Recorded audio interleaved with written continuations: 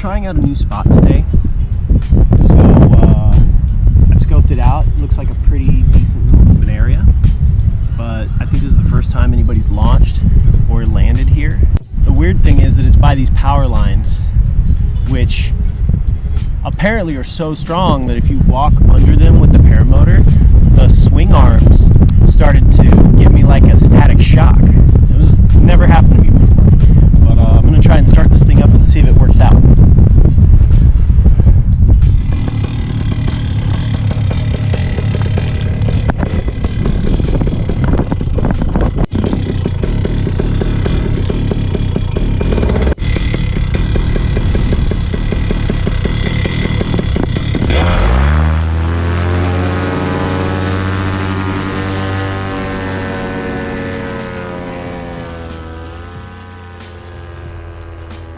Something I've been thinking about lately is paragliding in video games. There's a lot of video games out there where you can get into an airplane and it's part of the game mechanic, and complete missions sometimes is shooting involved in most modern games. But when it comes to paragliding or even ultralight aircraft, you don't often see any of that in the game. A few examples out there are like Ori and the Blind Forest, where you use a gliding mechanic and some updrafts. You've also got recent games that came out last year, like Zelda Breath of the Wild, where the paraglider is essential for you to reach areas of this open world game. And another example of something that uses paragliding as sort of a main mechanic is the game Steep, which is in part funded by GoPro. But my absolute favorite game that incorporates a glider into the rest of the game and the combat is Just Cause 3. Now, the best part about this is that you can take this thing out anywhere in the game world, and you don't even have to use it if you don't want to. Now, it's not a glider per se, and you don't get any lift in the game, but you do have something like a grappling hook that allows you to tow yourself into the air. That, on top of a bunch of other awesome mechanics, makes this game amazing. Now that I've made it to the top of Mt San Miguel, I can take a look at the radio towers up here, look out into the Otay Valley, over to Coronado. The view from up here is amazing. This has got to be one of my favorite places to fly up to.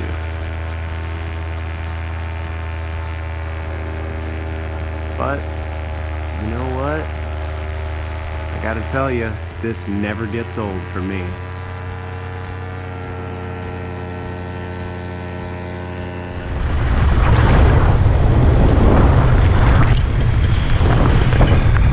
I'm gonna start heading down into the valley.